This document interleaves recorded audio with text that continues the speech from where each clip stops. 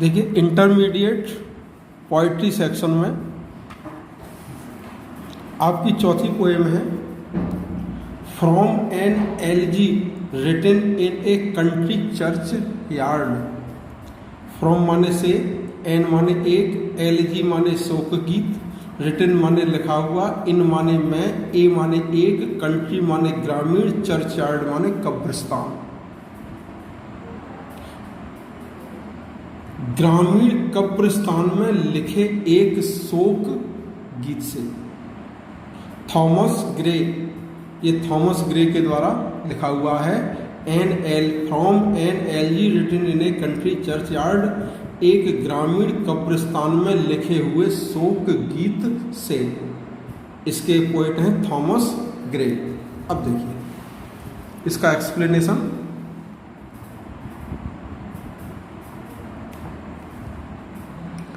Curfew, curfew का मतलब होता है चर्च में बजने वाली शाम की घंटी। जो ईसाई लोग होते हैं गिरजाघर में जो शाम को जो घंटी बजाई जाती है उसको कर्फ्यू कहते हैं।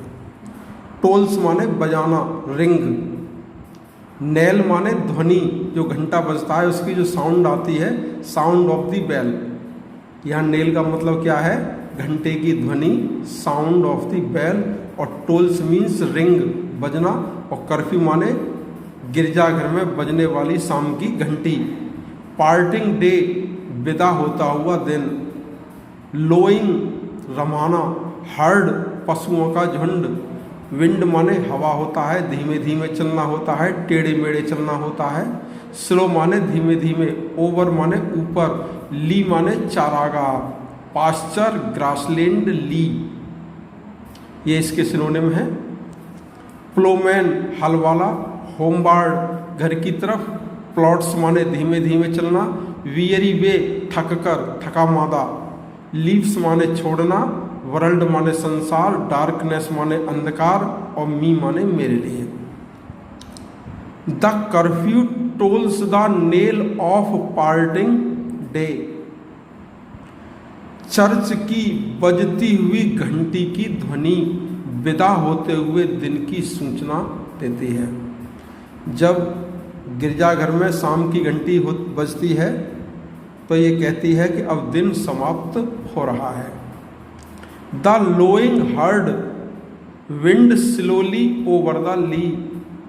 रमाते हुए पशुओं का झुंड चारागाह पर धीमे धीमे टेढ़े मेढ़े होकर चल रहा है। The ploughman homeward plods his weary way. और हल वाला थककर अपने घर की तरफ धीमे धीमे चल रहा है। प्लॉट्स माने धीमे धीमे चलना।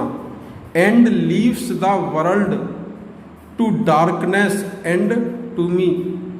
और इस संसार को मेरे लिए और अंधकार के लिए छोड़ रहा है।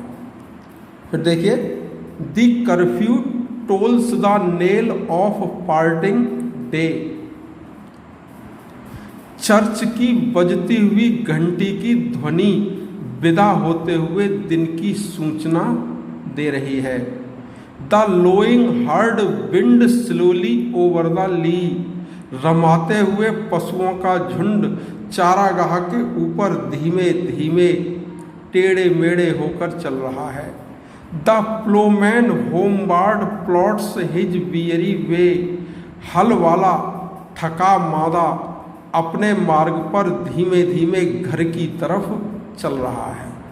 And leaves the world to darkness and to me. और इस संसार को मेरे लिए और अंधकार के लिए छोड़ रहा है। बीनीथ, नीचे। दोज, उन। रग्ड, खुरदरे। एम्स, सदाबहार वृक्ष। एम्स माने देवदार के वृक्ष। यू ट्रीज, सदाबहार का वृक्ष। शेड माने छाया। वेयर माने जहाँ। हीव्स माने उभरे हुए। टर्फ, जो घास से ढकी हुई मिट्टी होती है उसको हम क्या कहते हैं? टर्फ। मैनी माने बहुत से। और मोल्डरिंग माने टूटते हुए, और हीप माने ढेर, ईच माने प्रत्येक, नैरो माने संकरी, सेल कक्षा कोठरी, फॉर एवर हमेशा के लिए, लेड माने लेटे हुए, रूड माने असभ्य या अशिक्षित, फोर फादर्स पुरखे, फादर्स माने पिता और फोर माने उससे भी पहले यानी पुरखे, हैमलिट छोटा सा गांव, जो छोटे छोटे नगरे होते हैं, कहते हैं कि नगला बना लिया है, या छोटे और भी जो गांव होते हैं उनको कहते हैं हैमलिट। विलेज माने होता है गांव, और विलेज के भी जो छोटे छोटे पार्ट्स होते हैं, जो लोग खेतों पर रहते हैं, झोंपड़ी डाल करके रहते हैं, या छोटा सा एक नगरा बना लेते हैं अपना, उसको कहते हैं हैमलेट यानी छोटा सा गांव। स्लीप माने सोना। बीनीथ दोज रग्ड एम्स, उन खुरदरे देवदार वृक्षों के नीचे, दैट यू ट्रीज शेड, उस सदाबहार वृक्ष की छाया में, वेयर जहाँ, heaves the turf in many a mouldering heap, जहाँ घास से ढकी हुई मिट्टी अनेक टूटते हुए ढेरों में उभरी हुई है। Each in his narrow cell, अपनी प्रत्येक संकरी कोठरी में, फॉर एवर हमेशा के लिए, लेड लेटे हुए। The rude forefathers of the hamlet sleep, उस छोटे से गांव के अशिक्षित पुरखे सोए हुए हैं।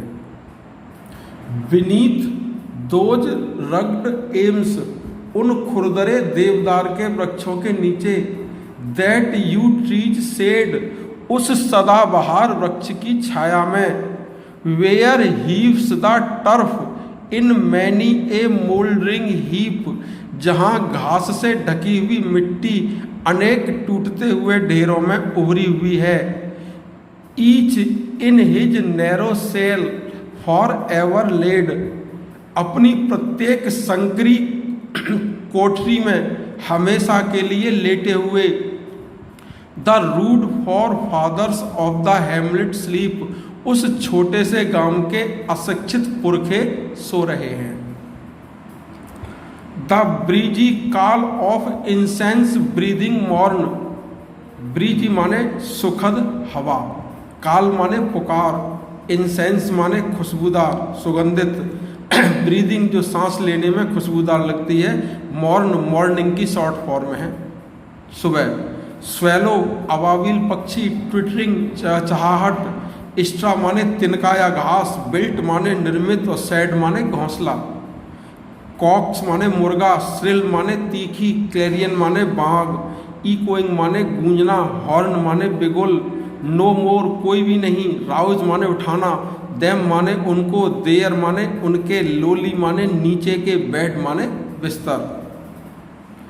प्रातःकालीन सुगंधित सुखद बयार की पुकार। The swallow twittering from the straw built shed, तिनकों से निर्मित घोंसलों से अबाविल की चहचहाहट। द कॉक्स श्रिल क्लैरियन, मुर्गे की तीखी बांग, और द इकोइंग हॉर्न, और गूंजते हुए बिगुल। नो मोर और कोई भी नहीं, shall rouse them from their lowly bed, उनको उनके जमीन के नीचे के बिस्तरों से कोई भी नहीं उठा पाएगा। The breezy call of incense breathing morn, प्रातःकालीन सुगंधित सुखद बयार की पुकार। The swallow twittering from the straw built sad,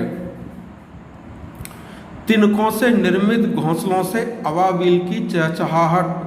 the cock's shrill clarion, मुर्गे की तीखी बांग, और द इकोइंग हॉर्न या गूंजते हुए बिगुल। No more shall rouse them from their lowly bed, कोई भी उनको जमीन के नीचे के बिस्तरों से नहीं उठा पाएगा।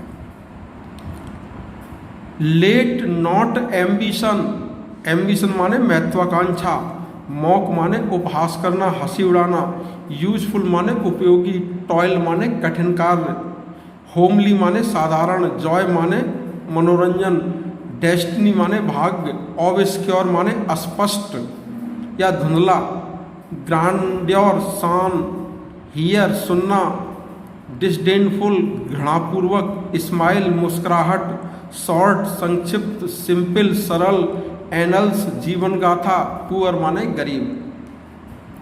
देखिए ये स्टेंजा बोर्ड परीक्षाओं में अनेक बार पूछा गया है और ये बहुत ही अच्छे तरीके से लिखा हुआ है। लेट नॉट, लेट का मतलब होता है दो, एम्बिशन माने महत्वाकांक्षा, मॉक माने हंसी उड़ाना, देयर माने उनके, यूजफुल माने उपयोगी, टॉयल माने कठिन कार्य। महत्वाकांक्षा को उनके उपयोगी कठिन कार्यों का उपहास नहीं करना चाहिए। जो महत्वाकांक्षी व्यक्ति हों उनके उन कार्यों का हंसी नहीं उड़ानी चाहिए। देयर होमली जॉयज, उनके साधारण मनोरंजनों का, एंड डेस्टिनी ऑब्सक्योर, और अस्पष्ट भाग्य का, नोर ग्रांड्योर हियर, न शान शौकत वाले लोगों को, विद ए डिसडेनफुल स्माइल, एक घृणापूर्वक मुस्कुराहट के साथ सुनना चाहिए। The short and simple annuls of the poor, उन गरीब लोगों की सरल और संक्षिप्त जीवन गाथा को। बहुत अच्छा स्टेंजा लिखा हुआ है, अक्सर परीक्षा में आता है। Let not ambition mock their useful toil, महत्वाकांक्षा को उनके उपयोगी कठिन कार्यों का उपहास नहीं करना चाहिए। देयर होमली जॉयज, उनके साधारण मनोरंजनों का, एंड डेस्टिनी ऑब्सक्योर, और अस्पष्ट भाग्य का उपहास नहीं करना चाहिए। नोर ग्रांड्योर here with A disdainful smile, और न शान शौकत वाले लोगों को घृणापूर्वक मुस्कुराहट के साथ सुनना चाहिए। क्या? Short and simple annuls of the poor, उन गरीब लोगों की सरल और संक्षिप्त जीवन गाथा को। इस स्टेंजा को अच्छी तरह से आपको देखना है, परीक्षा में अक्सर आता है। द बोस्ट ऑफ हेरल्ड्राई, हेरल्ड्राई माने उच्च कुल में जन्म लेना, और बोस्ट माने गर्व करना, पॉम्प माने प्रदर्शन करना, पावर माने शक्ति का, ब्यूटी माने सुंदरता, वेल्थ माने धन, एवर माने कभी, गेव माने दिया गया, अवेट्स प्रतीक्षा करना, एलाइक एक समान, इनएविटेबल आवर अवश्यंभावी क्षण अर्थात मृत्यु, पापैथ्स मार्ग, ग्लोरी शान, लीड ले जाना, ग्रेव माने कब्र की ओर। द बोस्ट ऑफ हेरल्ड्राई उच्च कुल में जन्म का गर्व, द पॉम्प ऑफ पावर शक्ति का प्रदर्शन, एंड ऑल दैट और वह सब कुछ, ब्यूटी जो कि सुंदरता के द्वारा, all that wealth ever gave जो कभी सुंदरता के द्वारा या धन के द्वारा दिया गया था, awaits A like the inevitable over सभी एक समान उस अवश्यंभावी क्षण अर्थात मृत्यु की प्रतीक्षा करते हैं। द पैथ्स ऑफ ग्लोरी शान का मार्ग, lead but to the grave केवल कब्र की ओर ही ले जाता है। द बोस्ट ऑफ हेरल्ड्राई उच्च कुल में जन्म का गर्व, द पॉम्प ऑफ पावर शक्ति का प्रदर्शन, and all that beauty all that wealth ever gave और वह सब कुछ जो सुंदरता के द्वारा या धन के द्वारा कभी प्रदान किया गया था, awaits A like the inevitable over सभी एक समान उस अवश्यंभावी क्षण अर्थात मृत्यु की प्रतीक्षा करते हैं। द पैथ्स ऑफ ग्लोरी शान का मार्ग, lead but to the grave केवल कब्र की ओर ले जाता है। ये थॉमस ग्रे के द्वारा लिखी हुई कविता है।